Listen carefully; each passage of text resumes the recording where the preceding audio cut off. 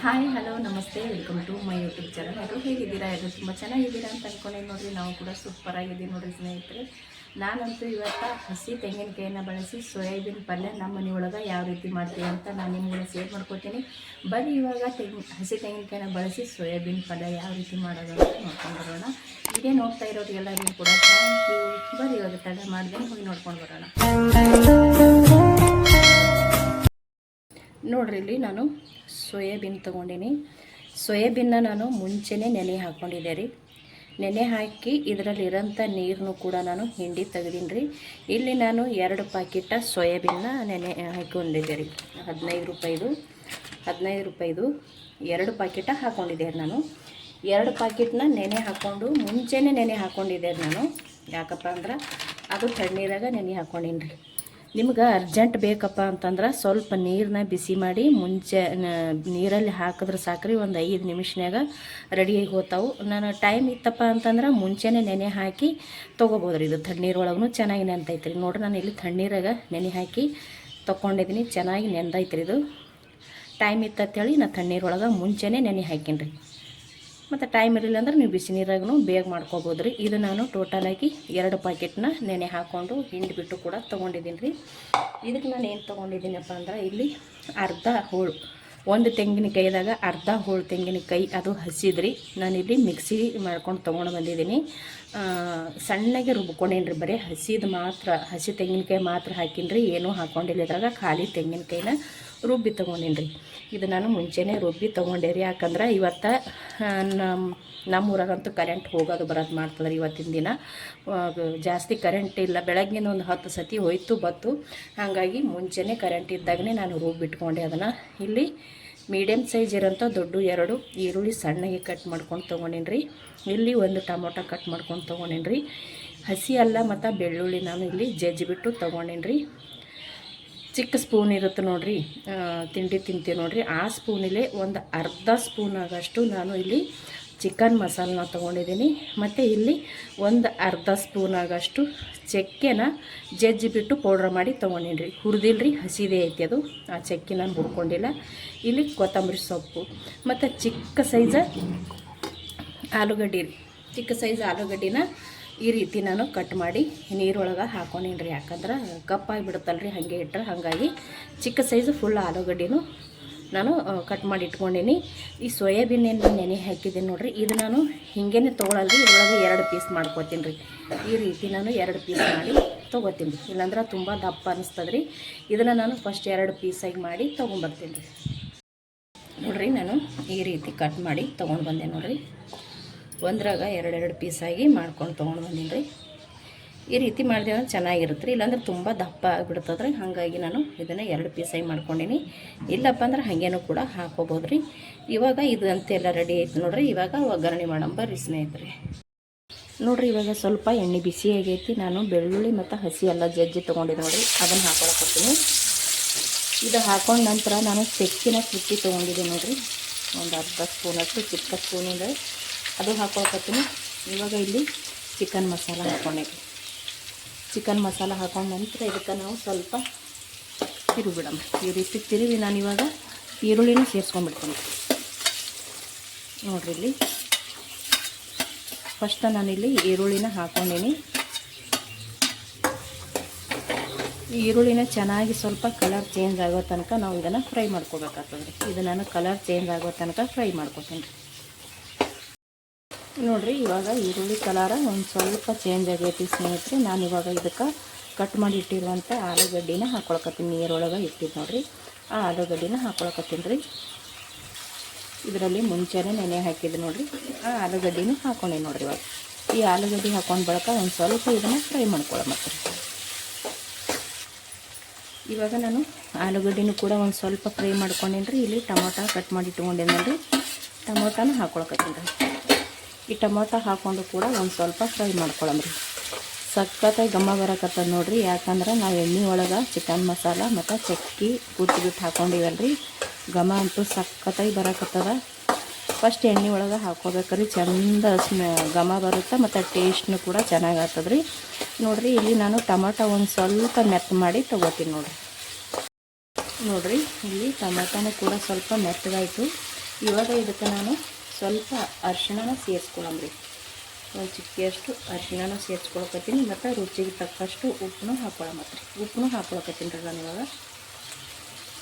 ನೋಡಿರಿ, ಉಪ್ಪನ್ನು ನೋಡ್ಕೊಂಡ್ಬಿಟ್ಟು ಹಾಕ್ಕೊಳ್ಳೋದ್ರಿ. ಉಪ್ಪು ಅರಿಶಿಣ ಹಾಕ್ಕೊಂಡು ಬಳಿಕ ಇದನ್ನು ಸ್ವಲ್ಪ ಫ್ರೈ ತಿರುಗಿ ಬಿಡೋಣ. ಎಲ್ಲ ಕಡೆಗೆ ಉಪ್ಪು ಆಗಬೇಕಲ್ರಿ, ಹಾಗಾಗಿ ಎಲ್ಲ ಕಡೆ ಒಂದಾಗ ತಿರುಗಿ ಬಿಡೋಣ. ಇವಾಗ ಇದಕ್ಕೆ ನಾನು ಏನು ಹಾಕ್ಕೊತೀನಿ ಅಂದ್ರೆ ಕಟ್ ಮಾಡಿ ಇಟ್ಕೊಂಡಿದ್ದೆ ನೋಡಿರಿ ಕೊತ್ತಂಬರಿ ಸೊಪ್ಪು. ಈ ಕೊತ್ತಂಬರಿ ಸೊಪ್ಪು ಇದು ಇಷ್ಟನ್ನು ಹಾಕ್ಕೊಳ್ಳೋದು ಬೇಡ್ರಿ, ಒಂದು ಸ್ವಲ್ಪ ಇಡಂಬ್ರಿ ಮತ್ತು ಮ್ಯಾಲೆ ಹಾಕ್ಕೊಳಕ್ಕೆ ಬರ್ತದೆ. ನಾನು ಸ್ವಲ್ಪ ಎತ್ತಿಟ್ಟಿನಿ, ಒಂದು ಸ್ವಲ್ಪ ಹಾಕ್ಕೊಂಡು ನೋಡಿರಿ. ಇದು ಇವಾಗ ಉಪ್ಪು ಹಾಕ್ಕೊಂಡು ಬಳಿಕ ಒಂದು ಸ್ವಲ್ಪ ಫ್ರೈ ಮಾಡ್ಕೊಳ್ಳಂಬ್ರಿ. ಉಪ್ಪು ಹಾಕ್ಕೊಂಡು ಫ್ರೈ ಮಾಡ್ಕೊಂಡೆ ಅಂದ್ರೆ ಟಮಾಟದು ಎಲ್ಲನೂ ಮತ್ತೊಂದಿಷ್ಟು ಮೆತ್ತಗಾಗ್ಬಿಡ್ತದೆ. ಇವಾಗ ಇದನ್ನು ನಾನು ಸ್ವಲ್ಪ ಮೆತ್ತ ಮಾಡಿ ತೊಗೋತೀನಿ ನೋಡಿರಿ. ಉಪ್ಪು ಅರಿಶಿಣ ಹಾಕ್ಕೊಂಡು ಬಳಿಕ ನಾನು ಒಂದು ಸ್ವಲ್ಪ ಫ್ರೈ ಮಾಡಿಕೊಂಡು ತೊಗೊಂಡಿದ್ದೀನಿ. ಇವಾಗ ಇದಕ್ಕೆ ಸ್ವಲ್ಪ ಖಾರ ಹಾಕೋತೀನಿ ನೋಡಿರಿ. ನಾನು ಇವಾಗ ಇಲ್ಲಿ ಅಚ್ಚ ಖಾರದ ಪುಡಿನ ತೊಗೊಂಡೇನಿ. ಅಚ್ಚ ಖಾರದ ಪುಡಿ ಹಾಕ್ಕೊಳಕತ್ತೀನಿ ಮತ್ತು ಮನೆಯಲ್ಲೇ ಮಾಡಿ ಇಟ್ಟಿರುವಂಥ ಮಸಾಲೆ ಖಾರನೂ ಕೂಡ ಹಾಕ್ಕೊಳಕತ್ತೀನಿ ನೋಡಿರಿ. ಸ್ವಲ್ಪ ಖಾರ ಜಾಸ್ತಿ ಹಾಕ್ಕೊಂಡೇವಂದ್ರೆ ಟೇಸ್ಟ್ ಚೆನ್ನಾಗಿರುತ್ತೆ. ಇಲ್ಲಿ ನಾನು ಸ್ವಲ್ಪ ಅಚ್ಚ ಖಾರದ ಪುಡಿ ಹಾಕ್ಕೊಂಡೇನಿ. ಖಾರ ಜಾಸ್ತಿ ಬೇಡ ಅನ್ನೋರು ಸ್ವಲ್ಪ ಹಾಕ್ಕೊಂಡು ಮಾಡ್ಕೊಬೋದು. ಇದು ನಾನು ಇವಾಗ ಚೆನ್ನಾಗಿ ಮಿಕ್ಸ್ ಮಾಡ್ಕೊಳ್ಳೋಣ. ಇವಾಗ ಏನು ಹಾಕ್ಕೊತೀನಪ್ಪ ಅಂದ್ರೆ ರುಬ್ಬಿಟ್ಟಿದ್ದೆ ನೋಡಿರಿ ನಾನು ತೆಂಗಿನಕಾಯಿನ, ಅದನ್ನು ಸೇರಿಸ್ಕೊಳ್ತೀನಿ. ಇದಕ್ಕೆ ಒಂದು ಸ್ವಲ್ಪ ನೀರು ಹಾಕ್ಕೊಂಡು ಕೂಡ ಹಾಕ್ಕೊತೀನಿ. ಇದು ಮೊದಲೇ ಮಿಕ್ಸ್ ಮಾಡ್ಕೊಂಡ್ರೆ ಚೆಂದತ್ನಾಗೆ. ಇದು ಸ್ವಲ್ಪ ಚೆಂದಾಗಿ ಎಲ್ಲ ಕಡೆ ಮಿಕ್ಸ್ ಆಗಂಗೆ ಮಿಕ್ಸ್ ಮಾಡ್ಕೊಳ್ತೀನಿ. ಇಲ್ಲಿ ನಾನು ಹಸಿ ತೆಂಗಿನಕಾಯಿನ ಬಳಸೀನಿ ರೀ. ಹಸಿ ತೆಂಗಿನಕಾಯಿ ಹಾಕ್ಕೊಂಡೆ ಅಂದ್ರೆ ಟೇಸ್ಟ್ ಚೆನ್ನಾಗಿರುತ್ತೆ. ಹಸಿ ತೆಂಗಿನಕಾಯಿ ಇಷ್ಟ ಇಲ್ಲ ಅಂದ್ರೆ ನೀವು ಒಣ ಕೊಬ್ಬರಿ ಕೂಡ ಬಳಸ್ಬೋದು ರೀ, ಅಂದ್ರೆ ಹಾಕೋಬೋದು ನೋಡ್ರಿ. ಇದು ಸ್ವಲ್ಪ ನಾವು ಎಣ್ಣೆ ಒಳಗೆ ಈ ರೀತಿ ತಿರುಗಿ ತೊಗೊಂಡಾಗ ಚೆನ್ನಾಗಿರ್ತದೆ ರೀ ನೋಡ್ರಿ. ಇವಾಗ ಸ್ವಲ್ಪ ನೀರು ಹಾಕ್ಕೊಂಡು ತೊಗೊಳಕತ್ತೀನಿ ರೀ. ಕೊಬ್ಬರಿನ ಬಟ್ಲದೊಳಗೆ ಸ್ವಲ್ಪ ನೀರು ಹಾಕ್ಕೊಂಡೆ ನಾನು. ಇದು ಸ್ವಲ್ಪ ಚೆನ್ನಾಗಿ ತಿರುಗಬೇಕಾಗ್ತದೆ ರೀ, ಯಾಕಂದ್ರೆ ಕೊಬ್ಬರಿ ಹಸಿದೈತಲ್ರಿ. ಕೊಬ್ಬರಿ ಘಮ ಅಂದ್ರೆ ಹಸಿ ಸ್ಮೆಲ್ ಹೋಗೋ ತನಕ ಚೆನ್ನಾಗಿ ನಾವು ಇದೇ ರೀತಿ ಎಣ್ಣೆ ಒಳಗೆ ಫ್ರೈ ಮಾಡ್ಕೋಬೇಕಾಗ್ತದೆ ರೀ.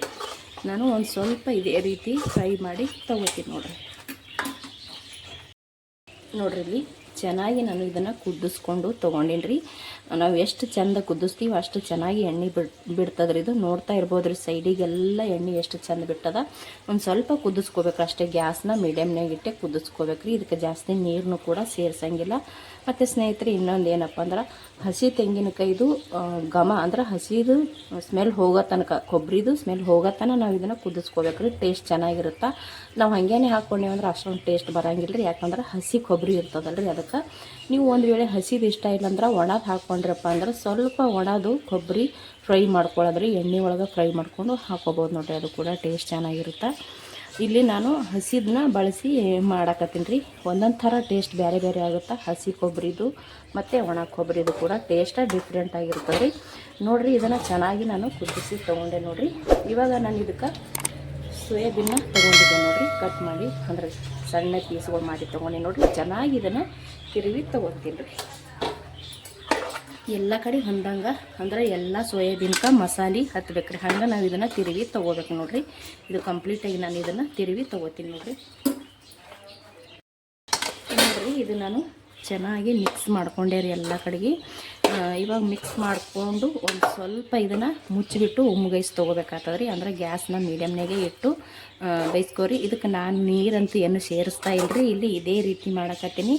ಈ ರೀತಿ ಮಾಡ್ಕೊಂಡು ಅಂದ್ರೆ ಸೇಮ್ ಚಿಕನ್ ಸುಕ್ಕ ಅಥವಾ ಚಿಕನ್ ಗ್ರೇವಿ ಮಾಡ್ಕೋತೇವೆ ನೋಡಿರಿ. ಅಂದ್ರೆ ಸಖತ್ತಾಗಿರ್ತದೆ, ಸೇಮ್ ಚಿಕನ್ ತಿಂದಂಗೆ ಇರ್ತದೆ ರೀ. ನಾನಿಲ್ಲಿ ನೀರು ಸೇರಿಸ್ತಾ ಇಲ್ಲ, ಹಿಂಗೇ ಗ್ಯಾಸ್ನ ಮೀಡಿಯಮ್ನಾಗಿಟ್ಟು ಇದನ್ನು ಸ್ವಲ್ಪ ಉಮ್ಗೈಸಿ ತೊಗೋತೀನಿ ರೀ. ಯಾಕೆ ಉಮ್ಗೈಸ್ತೀನಪ್ಪ ಅಂದ್ರೆ ಮಸಾಲ, ಉಪ್ಪು, ಖಾರ ಪ್ರತಿಯೊಂದು ಸೋಯಾಬೀನ್ಗೆ ಹಿಡ್ಕೋಬೇಕಲ್ರಿ. ಹಂಗೆ ನಾವು ಒಂದು ಸ್ವಲ್ಪ ಚೆನ್ನಾಗಿ ತಿರುಗಿಬಿಟ್ಟು ಇವಾಗ ಒಂದು ಮೇಲೆ ಮುಚ್ಚಿಬಿಡ್ತೀನಿ ರೀ. ಗ್ಯಾಸ್ ಮಾತ್ರ ನಾನು ಸಣ್ಣ ಇಟ್ಟೆ ಇದನ್ನು ರೆಡಿ ಮಾಡಿ ತೊಗೋತೀನಿ ನೋಡಿರಿ.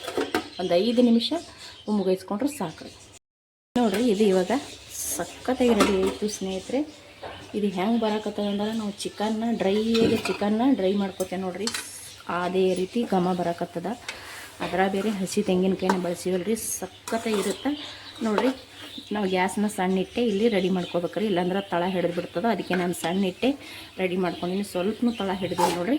ಮತ್ತು ಅವಾಗವಾಗ ನಾವು ಸ್ವಲ್ಪ ತೆರೆದ್ಬಿಟ್ಟು ಚಮಚಲಿಂತ ತಿರುಗಬೇಕಾಗ್ತದೆ ರೀ. ಅಂದ್ರೆ ಕೆಳಗನ್ನೆಲ್ಲ ಈ ರೀತಿ ತಿರುಗಿ ಅಂದ್ರೆ ಎಲ್ಲ ಕಡೆ ಮಸಾಲ ಹಿಡಿತಾ. ನಾನು ಅದೇ ರೀತಿ ಮಾಡಿ ತೊಗೊಂಡಿನಿ ರೀ. ಇವಾಗ ಇದು ಕಂಪ್ಲೀಟಾಗಿ ರೆಡಿ ಆಯಿತು ಸ್ನೇಹಿತರೆ. ಇವಾಗ ನಾನು ಸ್ವಲ್ಪ ಇದಕ್ಕೆ ನಿಂಬೆಹಣ್ಣು ತೊಗೊಂಡಿನಿ ರೀ. ಸ್ವಲ್ಪ ನಿಂಬೆಹಣ್ಣನ್ನು ಹಿಂಡ್ಕೊಂಡ್ಬಿಡ್ರಿ, ಟೇಸ್ಟ್ ಚೆನ್ನಾಗಿರುತ್ತೆ. ಈ ನಿಂಬೆಹಣ್ಣು ಹಿಂಡ್ಕೊಂಡು ಬಳಿಕ ಒಂದು ಸ್ವಲ್ಪ ಕೊತ್ತಂಬರಿ ಸೊಪ್ಪು ಇಟ್ಟಿದ್ದೆ ನೋಡಿರಿ. ನಾನು ಒಂದು ಅರ್ಧ ಹಾಕ್ಕೊಂಡಿದ್ದೆ, ಒಂದು ಅರ್ಧ ಇಟ್ಟಿದ್ದೆ. ಅದು ಕೂಡ ನಾನು ಇವಾಗ ಸೇರಿಸ್ಕೊಳ್ಕತ್ತೀನಿ ನೋಡಿರಿ. ಮೇಲ್ಗಡೆ ಚೆನ್ನಾಗಿರುತ್ತೆ ಟೇಸ್ಟ್. ಇವಾಗ ನಿಂಬೆಹಣ್ಣು ಹಾಕ್ಕೊಂಡು ಸ್ವಲ್ಪ ಚೆನ್ನಾಗಿ ತಿರುಗಿಬಿಟ್ಟು ಕೊತ್ತಂಬರಿ ಸೊಪ್ಪು ನಿಂಬೆಹಣ್ಣು ಎಲ್ಲ ಹಾಕ್ಕೊಂಡು ಈ ರೀತಿ ಚೆನ್ನಾಗಿ ತಿರುಗಿಬಿಟ್ಟು ಬಂದ್ ಮಾಡ್ಕೊಂಡ್ರಿ. ಇವಾಗ ಗ್ಯಾಸ್ ಸಖತ್ತಾಗಿ ರೆಡಿ ಆಯಿತು. ಸಖತ್ತಾಗಿ ಟೇಸ್ಟ್ ಇರುತ್ತೆ ರೀ ಸ್ನೇಹಿತರೆ. ಖಂಡಿತ ಒಂದು ಸತಿ ಟ್ರೈ ಮಾಡಿರಿ, ನಿಮ್ಗೆ ಇಷ್ಟ ಆಗುತ್ತೆ ಅಂತ ಅಂದ್ಕೊಂಡೀನಿ. ಇದು ಚಪಾತಿ ಅಥವಾ ಬಿಸಿ ರೊಟ್ಟಿ ಅಥವಾ ಕಡಕ್ ರೊಟ್ಟಿ ಸಖತ್ತಾಗಿರುತ್ತೆ ಟೇಸ್ಟ್ ಅಂತೂ. ರೊಟ್ಟಿ ಒಟ್ಟಿಗೆ, ಚಪಾತಿ ಒಟ್ಟಿಗೆ, ಕಡಕ್ ರೊಟ್ಟಿ, ಜೋಳದ ರೊಟ್ಟಿ ರೀ, ಅನ್ನದ ಒಟ್ಟಿಗೂ ನಾವು ಸೈಡ್ನ ಇದನ್ನು ಹಚ್ಕೊಂಡು ತಿನ್ಬೋದು ನೋಡಿರಿ. ಇದು ನಾನು ಇವಾಗ ಗ್ಯಾಸ್ನ ಬಂದ್ ಮಾಡ್ಕೊತೀನಿ ರೀ. ಇವಾಗ ನಾನು ಗ್ಯಾಸ್ ಬಂದ್ ಮಾಡಿಕೊಂಡು ಇದು ಒಂದು ಬೌಲಿಗೆ ಸರ್ವ್ ಮಾಡ್ಕೊತೀನಿ ನೋಡಿರಿ. ರೆಡಿ ಆಯ್ತು ನೋಡಿರಿ. ಸಖತ್ತಾಗಿರೋಂಥ ಸೋಯಾಬೀನ್ ಪಲ್ಯ, ಹಸಿ ತೆಂಗಿನಕಾಯಿನ ಬಳಸಿ ಮಾಡಿರುವಂಥ ಸೋಯಾಬೀನ್ ಪಲ್ಯ ರೀ. ತುಂಬ ಸಿಂಪಲ್ಲಾಗಿ ಮಾಡ್ಕೋಬೋದು, ಅಷ್ಟೇ ಟೇಸ್ಟಿಯಾಗೂ ಕೂಡ ಇರುತ್ತೆ. ಖಂಡಿತ ಒಂದು ಸತಿ ಟ್ರೈ ಮಾಡ್ತೀರಾ ಅಂತ ಅಂದ್ಕೊಂಡೀನಿ ರೀ. ಭಾಳ ಅಂದ್ರೆ ಭಾಳ ಚೆನ್ನಾಗಿರುತ್ತೆ. ನೀವು ಏನಾರ ಟ್ರೈ ಮಾಡಿದ್ರಿ ಅಂದ್ರೆ ಪದೇ ಪದೇ ಮಾಡಿ ತಿಂತಾ ಇರ್ತೀರಿ ನೋಡಿರಿ. ಅಷ್ಟು ಚೆನ್ನಾಗಿ ಈ ಸೋಯಾಬೀನ್ ಪಲ್ಯ ರೆಡಿ ಆಗ್ತದೆ. ನಾವು ಮಾಡಿರುವಂಥ ಈ ಸೋಯಾಬೀನ್ ಪಲ್ಯ ನಿಮ್ಗೆ ಇಷ್ಟ ಆಗಿತ್ತಪ್ಪ ಅಂದ್ರೆ ಪ್ಲೀಸ್ ಒಂದು ಲೈಕ್, ಶೇರ್, ಕಮೆಂಟ್ ಮಾಡಿರಿ. ಹೊಸಬರು ವೀಡಿಯೋ ನೋಡ್ತಾ ಇದ್ದೀರಪ್ಪ ಅಂದ್ರೆ ಪ್ಲೀಸ್ ಚಾನಲ್ನ ಸಬ್ಸ್ಕ್ರೈಬ್ ಮಾಡ್ಕೊಂಡು ಸಪೋರ್ಟ್ ಮಾಡಿರಿ. ಇಷ್ಟೊತ್ತನ ವೀಡಿಯೋ ನೋಡಿದವ್ರಿಗೆಲ್ಲರಿಗೂ ಕೂಡ ಥ್ಯಾಂಕ್ ಯು. ಮತ್ತೆ ಒಂದು ಹೊಸ ರೆಸಿಪಿಗೊಂದಿಗೆ ಸಿಗ್ತೀನಿ ರೀ.